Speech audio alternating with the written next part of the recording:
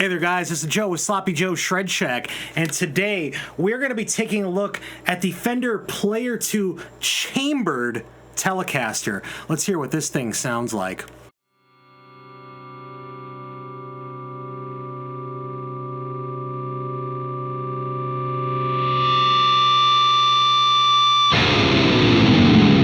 Well, anyways, welcome back to the Shred Shack. If you haven't seen my face before, my name is Joe. It is wonderful and super nice to have you. Now, I'm going to have you do all the cringy YouTuber stuff. Girl, you know I got to do this.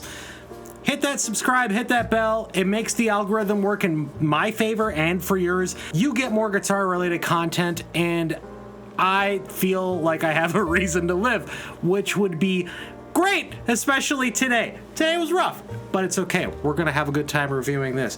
But I also want to thank Bruce from Good Times Music for allowing me to steal this wonderful instrument off the shelf. As of recording this video, this guitar is available at Good Times Music in Houghton, Michigan, the most attractive music store in the entire Midwest. Voted that way. Don't ask who voted. Just don't ask. But anyways, guys, we are going to whip the specs out as I see them here real quick. So, you have a Fender Telecaster. All right, well, that's the end of the demo here. So, the thing went out of focus. But, all right, so the specs are as follows. So, you got a 25.5-inch scale length guitar. So, pretty standard 6 individual like saddle block tuners, a 3-way selector, a volume and a tone with no little frills or anything like that. You got a 3-ply pick guard. You have an ash body that's chambered, and I mean, I'm literally like,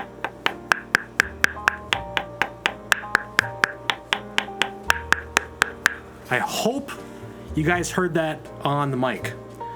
It is a chambered guitar, so what does that mean? It's light as all get up, dude. This thing has got to be like 5 pounds. I haven't weighed it yet. Yeah, this thing is pretty money, I have to admit. All right, so then it's got this really cool, obviously it has an ash top on it.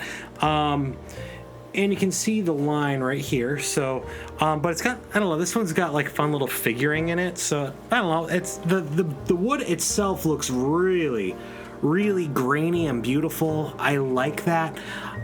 It is really nice to see in, like, you know, production guitars. Like, I like fun woods and fun colors. I don't like normal looking guitars. I just kind of want them to be like flashy and kind of gaudy. I don't know what it is about that I like. But anyways, back to the specs. You have 25.5-inch scale, which I believe I already said. You have 22 nickel frets. I didn't look to see what kind of frets these were. They are not narrow tall. They're almost a jumbo. Go check the website. I'm not going to go look that up, but the only thing that I feel when I do this, maybe a medium jumbo, I could see that for sure. But when I bend a string, I don't want to feel any wood underneath my fingertips, or if I do, just very, very minimal. I want to have just really easy vibrato where I'm not fighting the fretboard with my fingertips. So, pretty normal nut. You got the headstock here, 6 inline tuners, string tree right there. On the back side, you have these like vintage style tuners, which function really, really well, I have to admit. I believe this is a rosewood fingerboard, so we're getting back to rosewood days, everybody, so that's kind of cool. Yeah, but that's kind of nifty. And then on the back side of the guitar, we have just the normal, you know, neck joint, as you can see here. Normal neck joint, and this is actually a slab guitar. This is doesn't have a tummy cut in it. Because it's so light, I think the tummy cut would cut too much wood out of it, and it would actually be top heavy and would neck dive. I think that was intentional. That's a thing. Then obviously string through body there, so this is not a top loading bridge. The neck is kind of cool. So like it's got like this, it's not satin. It's definitely not gloss, but maybe it is like a satin finish on the back. It's not sanded, I guess is what I should have said. It's not a sanded back of the neck, but it's got this like satiny kind of finish on the back here, and it's kind of, it looks like a Fender C profile, but it feels a little bit thinner, actually. A little bit thinner, not much. So this is a pretty wonderful guitar. Then it looks like, now I don't know what this material actually is, but to me those look like clay inlays. So that is something too. Then of course, you know, the walnut skunk stripe on the back of the neck. So that's pretty much about it when it comes to this thing. Pretty cut and dry here, you know. But anyways, what do I think about this instrument? First off, it's awesome. I was really impressed with the weight, because I'll be honest, I walked into Good Times, and Good Times is a small music store. Like, I'm not gonna lie to you, I'm not gonna say that it's a juggernaut. Like, this is a small music store in the northern Midwest. It just happens to be my music store, and everyone's very passionate about what they do there. And when I saw this guitar, I was like, oh, that's new. So I just assumed, okay, Telecaster, cool. And I was like, that's a fun color, I'm gonna go take a look at it. And then I picked it up, and I was like, hello, that's really freaking light. So me and the guy working there were just kind of like, you know, looking at him like, holy crap, dude, you gotta feel this, because he's a hell of a guitar player, I guess. So and he's like, dude, I think this is chambered. He's did the knocking thing, and I was like, no way. So then I was like, okay, I gotta bring this home. I was gonna be bringing another guitar in this week, which I'll probably do next week. But like, this is a fantastic piece of gear. Like, I'm so used to Teles kind of being heavy, and that's fine. I mean, I expect them into like 7 to 8 pound area. This has got to be 5 to 6. Even with these like lighter tuners on here, which are still very good, these like vintage style tuners, they're almost neck dives. Almost. It's so well, it's close though, I will admit. I was like, this feels neck diving. I think there's something like when you're playing a very light guitar, like this wants to neck dive but doesn't. So like, again, I'm just gonna kind of hold it, and it naturally goes to like this spot. Like but again, like it wants to dive, but it's just, it is perfectly balanced. So guys, do not put locking tuners on this guitar. It will turn into neck dive city. Again, I repeat, everybody, do not put locking tuners on this guitar. They will be too heavy, I think. That's me speculating, but based on my little like very non-scientific response or test here, but based on my non-scientific testing, I think it would be a legitimate problem. So don't replace the tuners. These tuners are fine, and if you do, make sure you get vintage style tuners, high quality vintage style tuners. The next thing that I really liked was the feel of the neck. It feels really natural to play. I play a lot more lead guitar than anything else. I'm not a great lead guitar player. It's just the style that I play. Don't ask me why. It's just something that I do. But it feels really comfortable. I believe this is strung up with like 9s too, which is definitely my string gauge. I know, giant little girl over here playing 9s on his guitars, but it feels, the vibrato that I was able to get out of this felt so much more natural than what I'm normally used to with like 10s on a Fender. I just do not like 10s on a Fender. So yeah, this guitar is high quality. The fret ends are nice. They've got like this, they say that it's a rolled edge, and you know, it does look that way. Yeah, okay, they have rolled edges. It looks nice. It feels very like, it feels broken. It doesn't feel cheap by any stretch of the imagination. The one thing that I did notice is when you have a guitar this light, sorry, my ADHD decided to kick in when I was talking about this earlier. When you have a guitar this light, it is a little awkward to play at first, especially if you're used to really heavy guitars. So like, if you're used to playing a Les Paul, this is gonna be a weird thing to play. It will be weird because like, one, you know, when you have the guitar on, it sits so evenly that it almost, if you're used to a heavy body and it almost doing one of these numbers where it's like, you could kind of set it anywhere, this guitar wants to go to equilibrium. So it feels neck divey if you play like this, like where you're gonna have to feel almost like you're holding it up. Unless you play like this, it's fine, you know what I mean? So like the big thing here is that like don't get intimidated by this guitar. It is different to play because it's so lighter. Now, you could gig for hours with this guitar because it's so light, and that part is really, really amazing. I love that. I play, 4-hour shows with a cover band, and I could see myself playing something like this because it's so nice and so easy to play. The guitar that I already play is really light, so like I can go for 4 hours and I don't get tired, my shoulders don't hurt at the very end of the show. So yeah, this would be an excellent gigging guitar. It's a great guitar. I don't know if you'd even have to mod it. This sounds amazing right out of the bat. This is one of the few neck pickups that I didn't hate, which says a lot for me because I normally hate Telecaster neck pickups. I found one, and it was that J Mascis Telecaster that had the best neck pickup in the world, man. I loved that thing.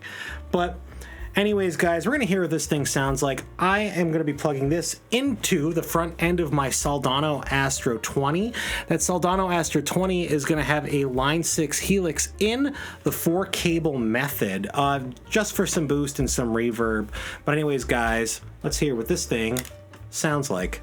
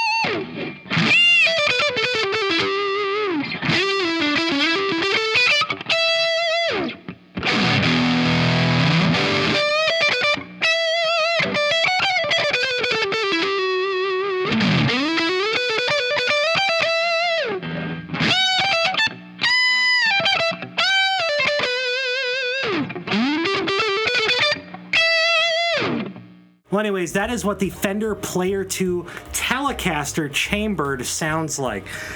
It sounds really cool, and honestly, this feels way better to play. I like Telecasters, don't get me wrong. It's the bridge pickup for me, especially for a single coil. It's really, really good. I'm a firm believer that you really only need a Telecaster with a bridge pickup and you'd be fine for the rest of your life. But like, this is really awesome, and there's something about it being so... it's so loud. It's really nice. It resonates. That was the first thing that I figured out. Like, when you play a note, like, you can feel it like here, and that's such a good feeling to have when you're playing a guitar, where you feel like you're at one with the guitar. You know, I don't really have any gripes about this thing. The only thing is, as weird as this sounds, the only thing that I have a gripe about is that it's too light. Which isn't a bad thing in the big scheme of things, because that's also a good thing. It's a blessing and a curse. You know, you're not going to be able to put locking tuners on here. I don't think you have to, if I'm being honest. But like, you're not going to be able to put them on there because, well, guess what, kids? Like, it's a problem because the tuners are going to be too heavy and this thing will get neck divey. But it's comfortable to play. This neck is comfortable. It sounds good. This is a winner right out of the box here. So would I recommend this to a family or a friend? Yes. Yes, I would. What kind of player? Probably rock, honestly. Country. You know, the normal stuff. Midwest emo. But that, in my opinion, it's rock. So it just does the rock thing. So as much as Midwest emo players don't want to associate themselves with rock guitarists, I'm sorry. That falls all under the rock category, buddy.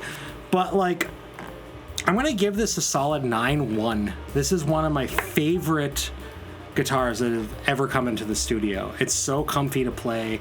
I would buy it. So, but as a reminder, as of the time of recording this video, this is available at Good Times Music in Houghton, Michigan. But anyways, if you like what you're seeing here, everyone, definitely hit subscribe, smash that bell, do all that cringy YouTuber stuff. That makes me happy, and when I'm happy, you're going to be happy, and we can all be happy together. But I am going to leave you with a little bit of advice today. And honestly, the big thing that I really want you to remember is that there are going to be some big challenges that come up in your life. And it's going to make you choose pressing the easy button just to get the pain over with, or having to take the hard route of going through the pain and learning something and using that as like a cornerstone of your personality now, as long as you're mindful about making that a cornerstone. So guys, if there are people out there watching this video that are going through a hard time, whether that's financially, spiritually, emotionally, whatever, don't hit the easy button. That just means you're going to have to relearn that lesson all over again. I want you, friend to friend, take the hard path so you can learn the lesson and move on with your life. Well, anyways, guys, later.